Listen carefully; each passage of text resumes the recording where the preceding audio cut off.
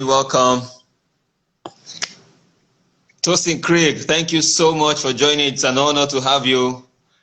Thank you. Hello, Tosin. Yeah, thank you. That's the madam for etiquette. Indeed. Yes. Indeed. Yeah. So while we wait for others to join in, Okay. how have you been, sir? Great. We can't complain at all. Yeah, that's good. We can't complain. No, we can't. There's no option for complaint. There's no option for complaint. In the drop down, in the drop down list of success, no complaint there. No complaint. In the drop down list.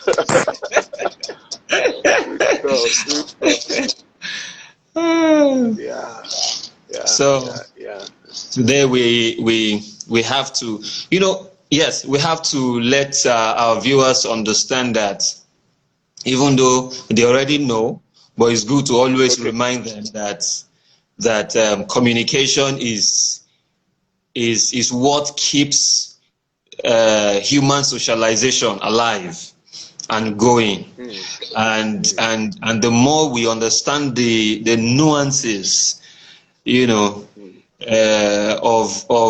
what makes an effective communication, the better we stand a chance of succeeding at the roles we play in any organization and at whatever level. As long as, whether in private or public sector, as long as we have a need to communicate, there is always a need to know that whatever you say has been heard, and not just has been heard, but also has been acted upon in a desired form. Not just So today, thank God you are here, and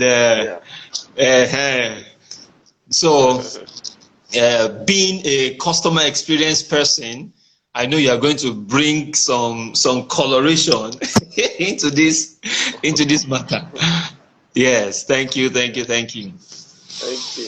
So how would you want this to go? Let me ask that way. Well, I want to thank you for the invitation, and also for seeking to improve our interactions and therefore our lives, because if we are not careful, we are not quick to make the connection between communication and results. We are not quick to make but there is, just look at it. There are almost it's amazing. We are always communicating, even in silence. True.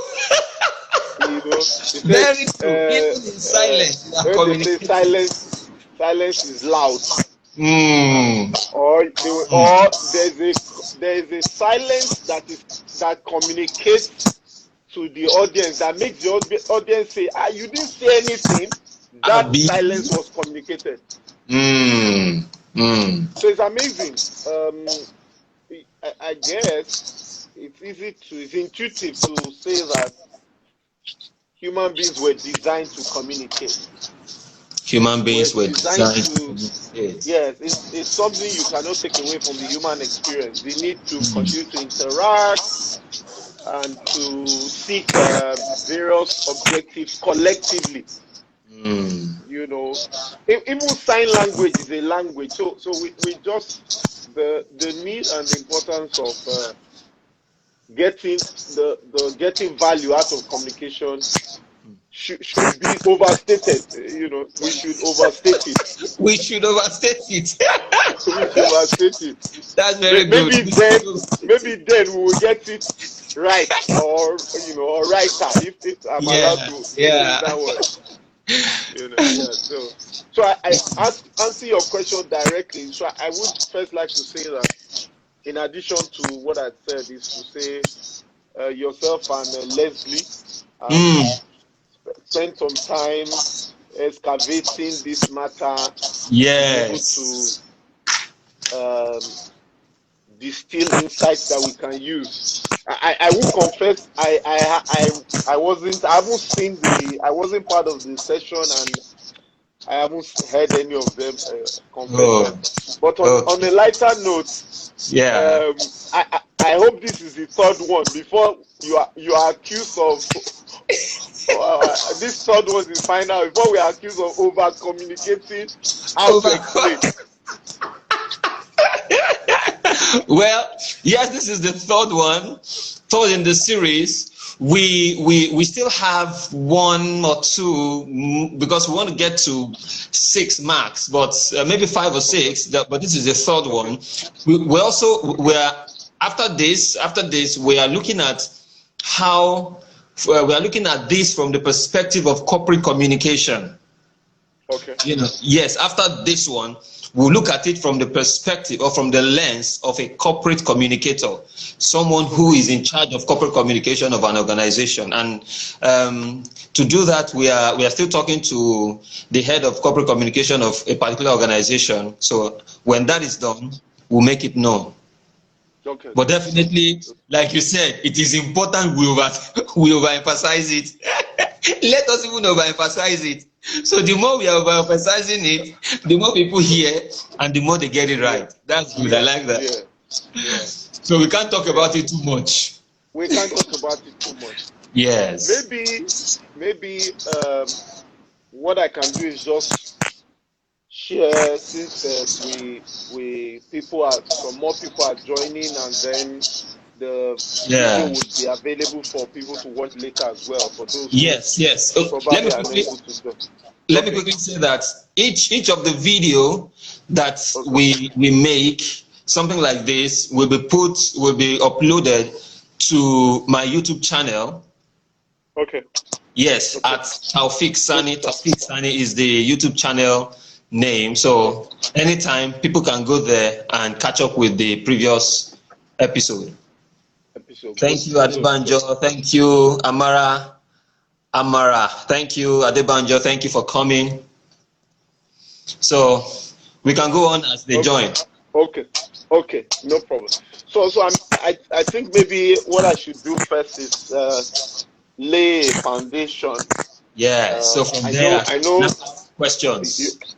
Okay, good stuff. And I know we have maybe about 30, 40 or so minutes to spend. Just about an hour. Just about a half. So what I want to focus on is about the nexus between, or the convergence between behavior and communication. Okay.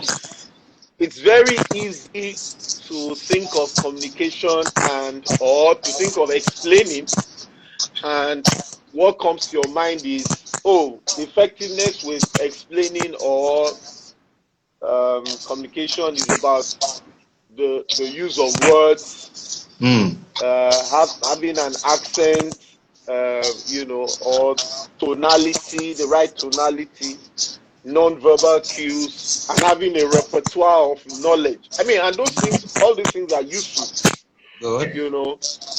All those things are useful. But I just feel that we have to be careful that we do not. Somebody said that something can be true but can be incomplete. So we have to be careful that we are not incomplete in our studentship around communication. So. And that's what I just want to expand today, Okay. So to begin, let's look at it this way. Okay. We bring who we are to everything we do. We bring who we are to everything we do. It hasn't been possible for the humankind to extricate themselves Just like maybe you put up a computer now, you want PowerPoint now, you turn on PowerPoint. Well, the next second you don't need PowerPoint, you turn on Excel. No, for us it doesn't work that way. We bring who we are to everything, you know. So we bring to everything. We bring the knowledge we have for sure, the skills we have, the experience that we have. We bring it to it, but we also bring our behavior to everything as well. We are familiar with bringing in the knowledge we have. We know that. We are familiar with bringing in the skills that we have. Of course, the experience we have had, whether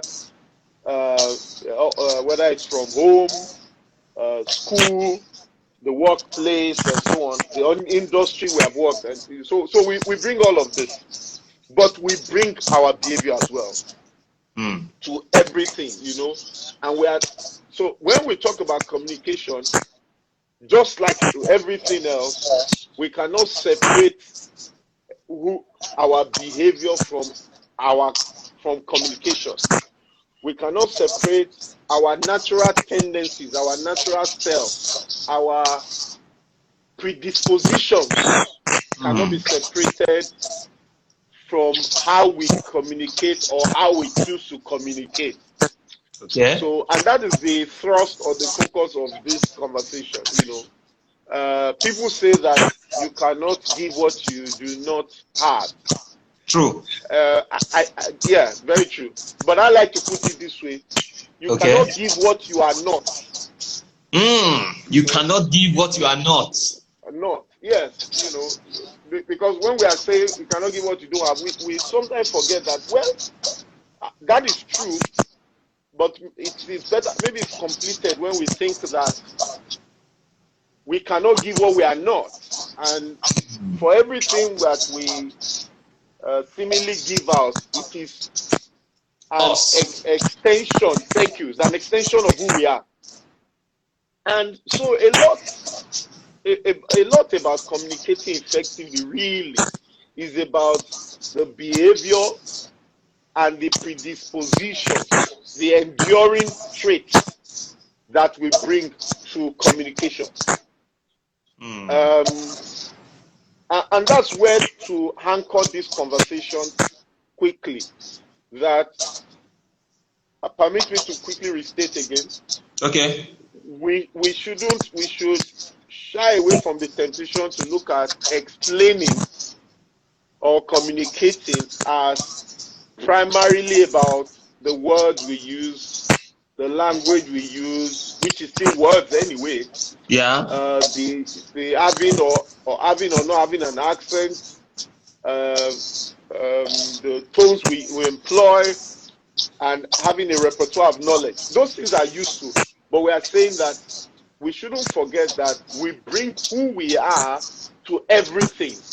Therefore, we also bring who we are or our behavior or our predispositions, our enduring traits. We bring it to how we communicate as well. You know, so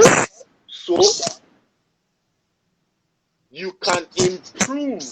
I can improve how I explain by understanding behavior.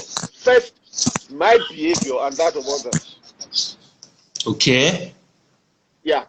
So I can improve how I explain. I can improve the effectiveness with which I'm able to explain. Because even by the nature of explanation, it supposes that there is an audience.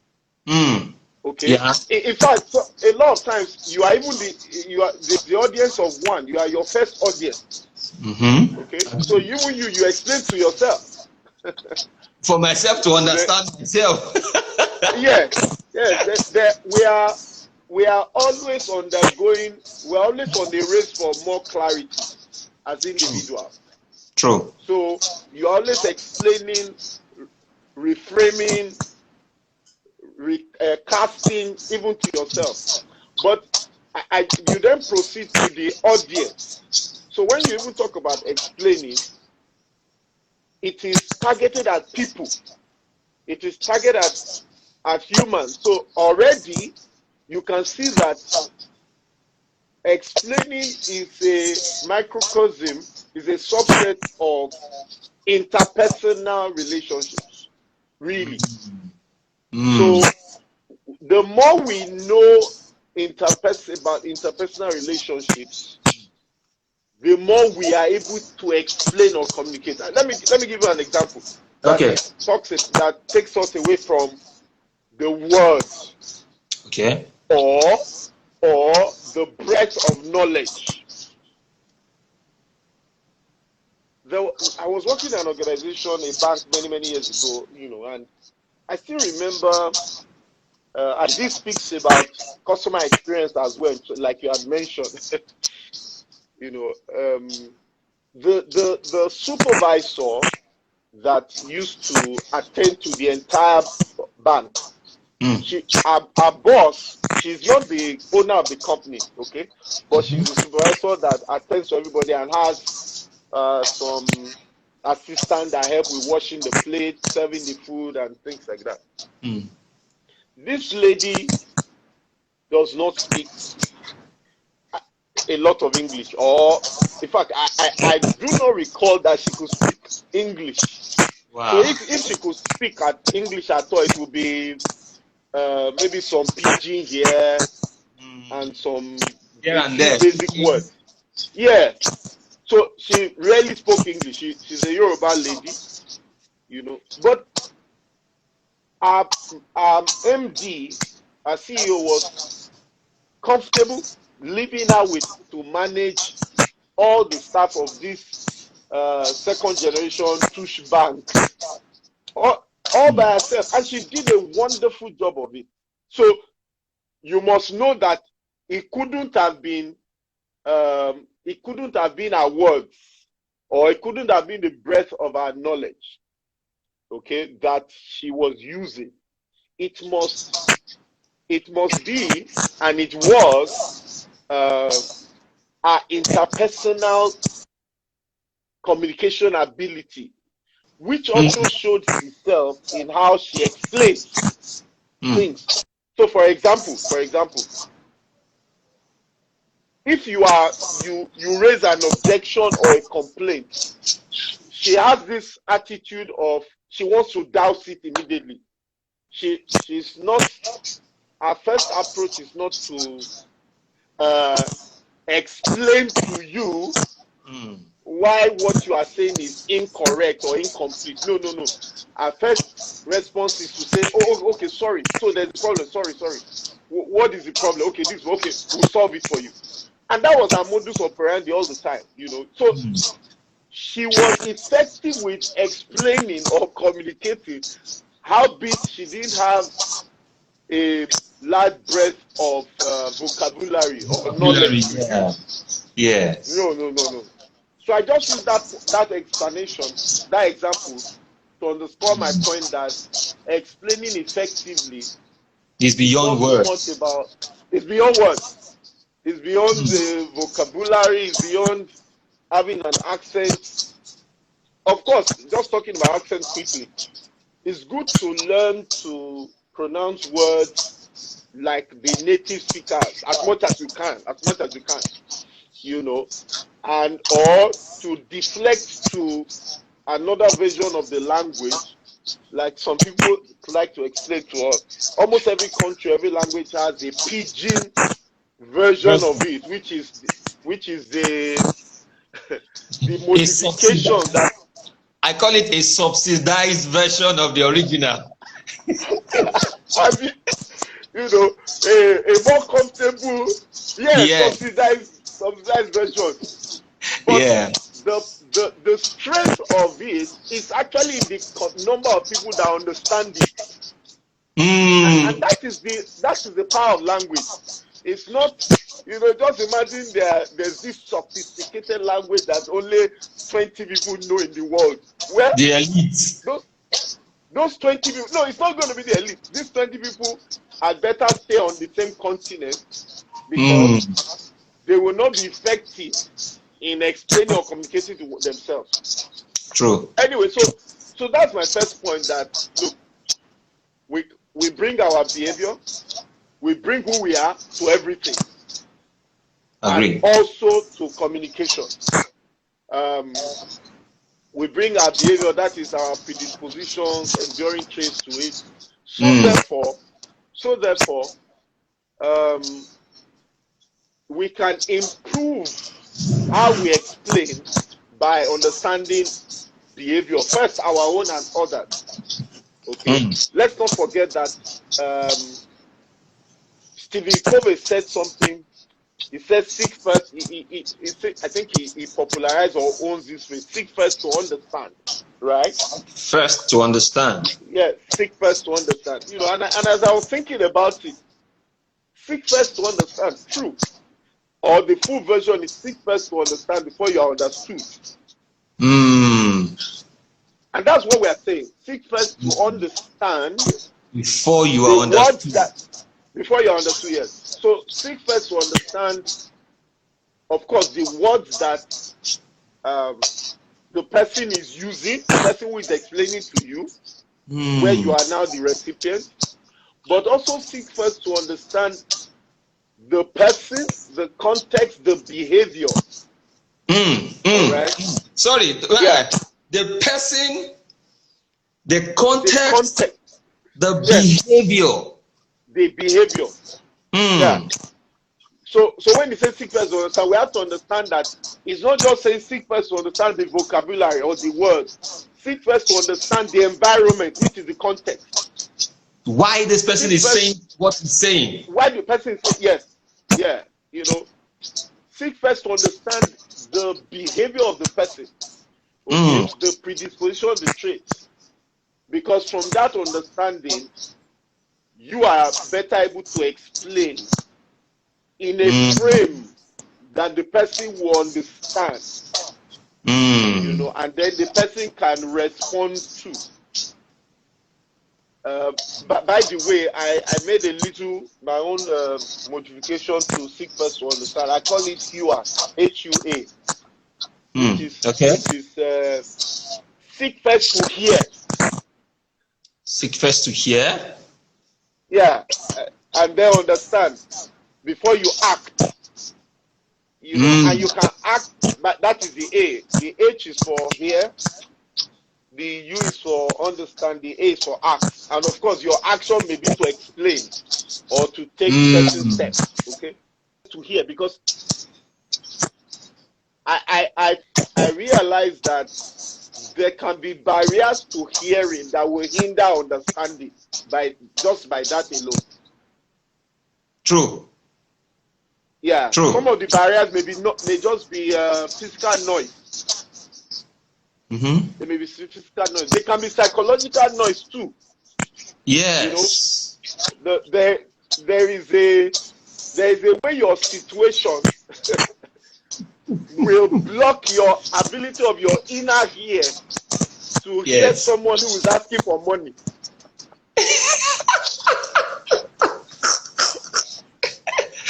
I agree. So it will block it. So there's psychological noise too. You will just not see it. You will not, you know. I agree. You know, in the field of organizational development and change, we say that there are several barriers to making change to stick or bringing transformational change. One of the barriers, of course, is understanding of the change. Okay? But if it was just so, then it's not so difficult. Then we can explain. We can explain the purpose of the change, the vision behind the change, the necessity for the change, the benefits, the roles and responsibilities. We can explain all that. However, a major barrier why people do not understand the explanation for the change is psychological. Because their mind tells them that you better don't understand this change, because your understanding places a responsibility on you to act. Mm. And it places a responsibility on you to act in the direction of the change. Deliberately don't understand. So thank you. So it might be wise for you not to understand yet, so that you don't bear any guilt. Yes, for not acting. so that you not be guilty of lack of effort. Yes, but at least it's still understandable that okay, maybe she doesn't get it. So okay, let's invest. Let's give her some time. Let's invest in explaining. You know, let's send the person on training. All this is inertia for the person not to act. But so that's it. You know, that's the foundation. Now, if we say that there's a question, it begs a question. If we say that behavior impacts or impairs our ability to explain effectively, then somebody may ask, okay, what is behavior? Maybe the person might seek that we unpack behavior a bit. Okay. Just a bit. Yeah. Nothing technical, but just a bit. Something we can all just think about. Look at it this way. There is what is called our natural or default behavior. Disposition. Disposition. That's why it's called That's why it's called a predisposition. You know, it's a predisposition. It's a wiring. But there's what is called delivered behavior.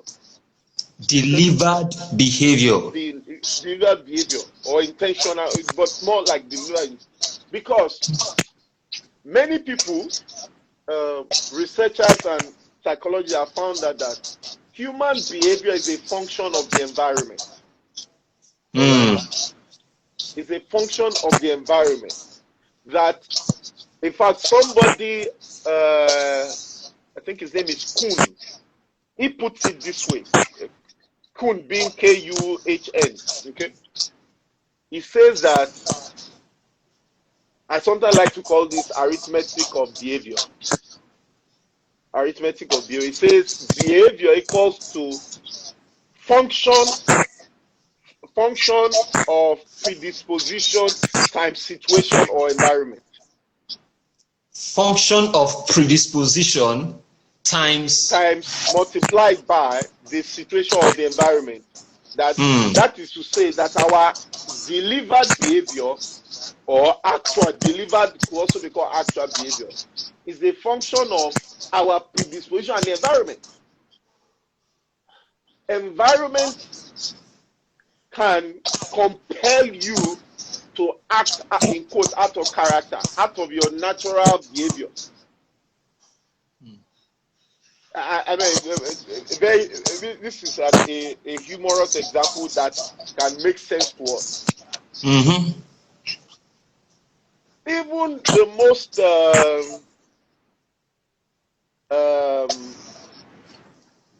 what's the word? The most loquacious, expressive person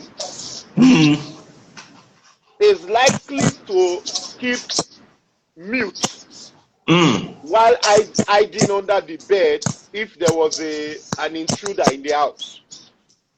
Yes. Very, very true. Yeah. Because there is now a threatening environment. So your environment has changed. This is not an environment this is an environment for total silence. I'm just using that as a very simplistic example about how your situation. Okay, and it's the same. So we then need to ask ourselves, what is my natural behavior? What is my natural communication style as a result of that? What is my I said we then need to ask ourselves, what is my natural behavior? What is my natural communication style, right? What is my desired behavior based on a situation or an environment? Yeah. How to deliver a more effective explanation will be based on heightened self-awareness. Yeah. Heightened self-awareness. It's so crucial. And other awareness, if I may use that, which is awareness of others, sensitivity to others. How to deliver a more effective explanation depends on heightened self-awareness of yourself, all right, of your natural behavior, Yeah. natural predisposition. Okay. But it's also dependent on your reading of the situation or your understanding, interpretation of the environment. And environment could be your workplace, it could be your team. You know, many people can attest to how in the same organization, yeah, the environment, which is also called climate, in one team can differ from the other, even though we are all in the same organization, right? It can differ from one team to the other, from one leader to the other. So okay, we all have our unique communication style.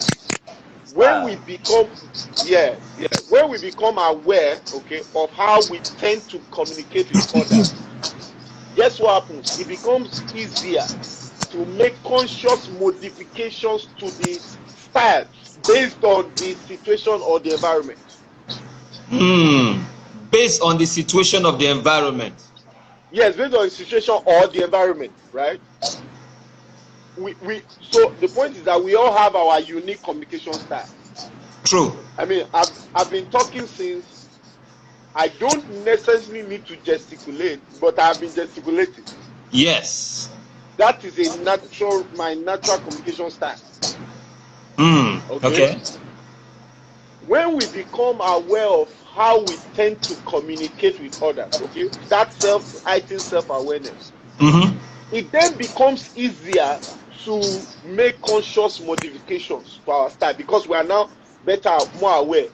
It is these modifications, right? These modifications that we make out of sensitivity to the context, to the situation, or to the environment. It is there that we get more effective with explaining or communicating. Sir, what you just explained now, let me give you a vivid example. In fact, you just explained my situation. Please. Now, you know, because of my ability to use words, because of my condensed style of speaking, I can speak English now and nobody will understand. Because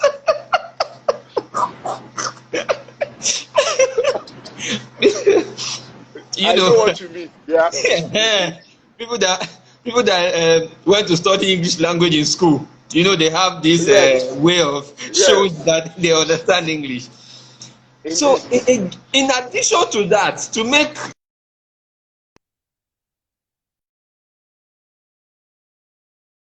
me sorry, I lost you for a second or so. Okay. In addition to that, in addition to English in school. Yeah, to increase the matter, I still have the tendency to want to make someone understand me very well. Yes. It's a urge to want to ensure that this person understands me very well. That now led to my speaking too much, and in the midst of that, rather than go straight to the point, I will merry-go-round, and at the end of about 30 minutes, I'm yet to hit the point. So while growing, I now realize that, okay, with all my efforts to make people understand, I still lose people along the line. So that now led me to, and there's something I will never forget. You taught me, and I've heard it. I've heard it from one or two other people that that I should try and go straight to the point. That now led me to, okay, it seems the better way of communicating is when I hear a question, the first thing to do is answer the question. Then, if there is a need to explain, I can now go further to it. If there is a need to explain, I can now go further to illustrate. That since I started practicing that, I began to get a better feedback. Correct.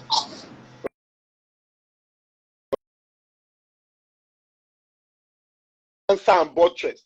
Answer. I call what you have talked about. I call it answer and buttress. You ask a question at an interview. Answer and buttress. Answer and buttress. I would tell you one category of one situation. I'm not recommending this, but I would like to, for those who will watch this later. There's one I noticed when a lot of people, a certain category of people, some of them politicians or people in holding political offices, when they are being interviewed on CNN, maybe a Mampo and some of those people, I do notice one thing though, that they choose when to use answer and buttress, and they choose when not to use it.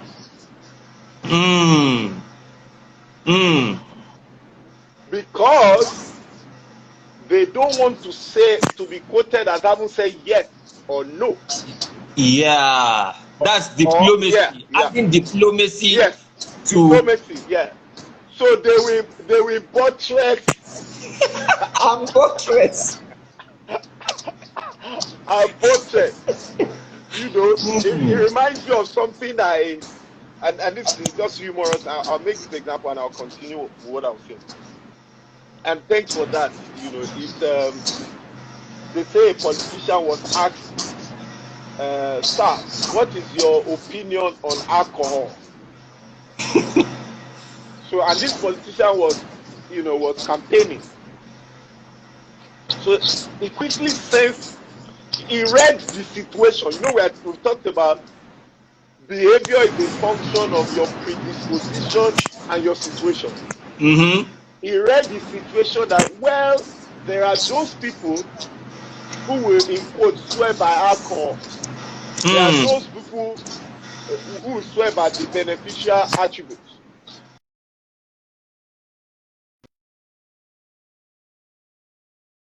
That the politician said, these are the politicians. They said, well, alcohol, if you are referring to that liquid that turns strangers to friends in a few seconds, that helps communication and interaction. Oh, for sure, I'm in support of that. You know, I'm in support for anything that will turn that helps to break the barriers people have and bring strangers around the table and even aid the ability for friendship. You know, and so alcohol is alcohol. He said, but if you are talking about that liquid that a father could take too much of it and trips up and falls into a canal or a ditch preferably, or makes a person walk to a neighbor's house or another street, I am definitely not in support of it. Imagine. So what exactly has he said? As he said. Imagine. And to buttress your point, and I like that you use yourself as an example. I want to quickly use myself as well. I mean, I know that I have a tendency to use a lot of words, or a tendency to explain. While that I have a predisposition for that, for sure. While that was going on, yet unsolved, on consulting, I stumbled on the helping career of being a trainer. So thank you, Tosi Craig. So I said, while I was still trying to solve my predisposition to use a lot of words, right? I grew older and I stumbled upon the helping career of consulting or training and human resources. So that was a double jeopardy. You know, I have made some progress than where I was, but it's something I'm very conscious of, and I use several tools. One of the ones you have mentioned now is the answer and buttress. My experience as I develop observation, as my observation grows, I have used my experience as well to act upon that predisposition so that I can deliver behavior that is more effective. So you've talked about one tool. Let me tell you another tool that I use. And I think PowerPoint led me on this tool. And that is the use of bullets or numbers. Use of bullets or numbers. So sometimes I want to answer a question. I'm thinking, well, I want to say two things. I think it brings three things to mind. The minute you say it brings three things to mind, the audience hears that, okay, he's going to say 1, 2, 3. That doesn't seem burdensome. I can wait through 1, 2, and 3. If the person says, I want to tell you 40 things, then you will lose them. Yeah. And then it forces me to mention those 3 things. So back to unpacking behavior, which is where we were. For those who joined us later, what I started by, I quickly made the foundation that we bring who we are to everything. Sorry, sir. Likewise with communication. Yes. 1 minute, please. I would like you to continue because of the time now, so that we don't exceed that time. It's almost like 5 minutes remaining. Oh, okay. So the newcomers I said that can take the video and watch. Thank you. Yes. I get it. So behavior is a function of predisposition and environment. So therefore, we all have our unique communication style. When we become aware of it, how we tend to communicate, it becomes easier to make conscious modifications of our behavior. Okay? Your message or my message and my communication style comes across differently to different people. It comes across different people. So while you cannot control, others, you can be more deliberate, aware of your communication style and how it is perceived, and that knowledge allows you to make what you may call modifications. Somebody may say that, by the way, if you are a team or an organization, you wanted a language or a framework that is scientific to better use to understand behavior, predisposition, something you can even deploy as a tool. One of the tools I like to work is called DISC, D-I-S-C. DISC. And DISC is based on the thinking that people can be divided into 4 main styles based on whether they are more people or task oriented, or whether they have a passive or active response to situations. Number 1, whether people can be divided into 4 categories, depending on whether they are people or task oriented by predisposition or passive. Okay, but again, we don't have that time now. Okay. Team members, organizations can go on and check this, but just at a basic level, Okay. Somebody will ask, so how do I get more effective with how I explain? Or how I communicate by incorporating the idea around behavior, mine and others. What are the things to do? If you were listening from the beginning, 3 things will definitely come to mind. 3 areas you will come to your mind. Number 1 is when explaining, what are your natural communication tendencies? That's the first bucket. How do you incorporate the idea about behavior, right, to help you to explain more effectively?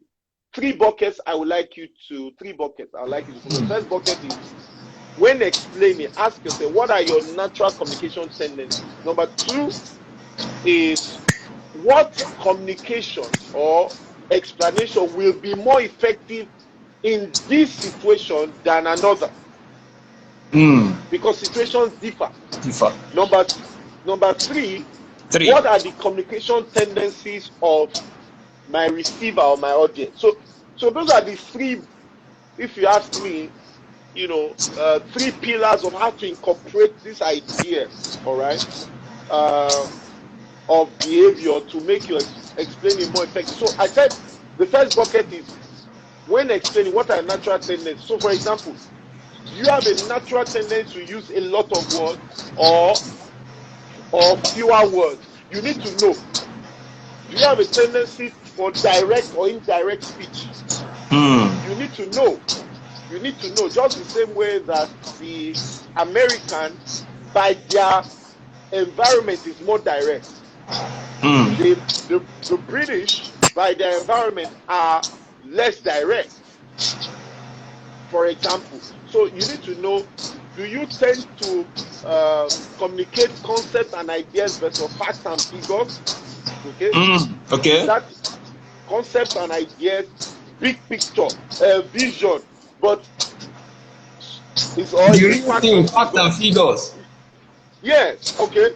Do you are you goal based or people oriented by predisposition? So those are the things you're asking yourself. Do you prefer to write or to talk? Okay. Do you prefer to chat or to call? Just the same way we have WhatsApp and many of these chat messages. Do you prefer to chat or to call? Interestingly, it's room. Social media creates room for everybody. The ones that like to type, social media has room for you. The ones that like video, social media has room for you. The ones that like to talk, social media. But do you have a tendency to use questions versus telling? Or you have yours is a predisposition to tell. Even though in sales or in customer experience, we are told to spend a lot of time listening. So do you have a tendency to use silence, or is silence awkward for you as a predisposition? These are all subsections of how to understand what your natural communication tendencies are. Because I'll give an example, and then what the situation requires, and then what the audience. So let me use the audience and you. Okay, so help us quickly wrap it up, because the time has passed now. We're almost done. Okay, no problem. Some people have a tendency to use a lot of small talk, whereas the audience just wants you to go straight to the point. If you do not go straight to the point, you are going to lose that person. You don't spend too much asking about your family, how was the weekend, and so on. Quickly cast the vision. Why are we in this meeting? This is the outline. This is what we are trying to do here. Some people appreciate that. Even if that is not your style for explaining, you need to. That's why we talk about delivered behavior. You need to adapt your natural style to be able to deliver your explanations more effectively by its attenuation, by attenuating your how you explain to match the situation. So there are some situations where they said, okay, can you spend 1 minute to tell us something? If they say that, spend 1 minute, don't start with an explanation that will be 5 minutes. Okay? That is a challenge. There are situational cues, there are audience cues. There's a situational cue where, oh, you go into a room, you go into a meeting, and they say, oh, the CEO or the head of the team is going to leave in 10 minutes. They've already told you the time. That is a situational cue, even though they didn't tell you. Oh, they said, well, the meeting can continue, whereas you know that that's the decision maker. So that situational cue should tell you that you have 10 minutes to grab the person's attention. Even if that is not your preferred communication style, you will adapt so that you can explain to it. I mean, I've had instances where we were in an interview, we're recruiting a CEO, and there was a candidate, a lady, very bright lady and all that. The audience gave her cues twice. She ignored the cues. Oh, the first time they said to her, madam, you know what? Maybe you should leave these slides, go to where you have the answers. We know the background. Oh, she seemed a bit flustered. So they said, okay, continue. They told her the second time as well. So she had gotten lost in her material and in her preferred communication that she wasn't able to adapt to the audience. And even connect. Sometimes the situation requires documentation more than explanation. For which you then realize that maybe the best way to explain is to write for documentation purpose, and not just to explain with words. Sometimes the situation has multi-stakeholders. So you need to realize that when you are talking to this person, he or she will relate to some other stakeholders that are not present. So you need to have those multi-stakeholders in mind when you are even explaining. All this is about the situation as well as the audience. Thank you so much.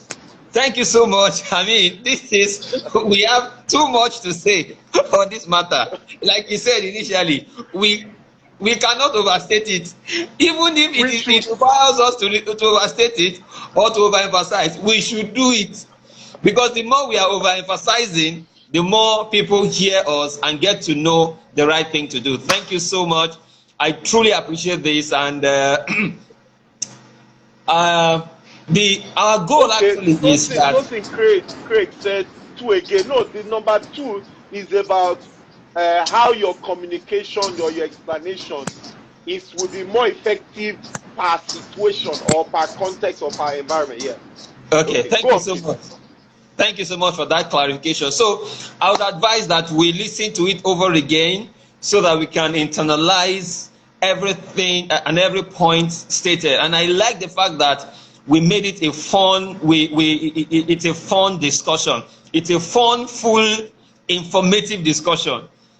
That's it's full of fun. Yeah, I like that. At the same time, fun, full, informative. I should write that down. Fun, full, informative discussion. Thank you so much, sir. We really appreciate this. Our goal is that at some point we will have a conference where we are going to hammer this in person. But as we go along, we pray that we're going to have enough sponsorship to ensure that this comes to life. Thank you so much. Well done. Thank you so much, sir. Thank you so much. Yeah. So see you at the next edition. Yes, at the next. That's all right. Yeah. Take care. Yeah. Bye. God bless. Thank you. Help us go to Taufik Sani. That's the YouTube channel, and subscribe to the YouTube channel, because we also want to have YouTube live, because there are some set of people we are aiming at getting their attention to come and speak as well. But Instagram, I got a hint that Instagram may not be their preferred platform. However, we are getting there. Thank you so much, everyone. See you next time. Yeah. All right then. Bye. Bye.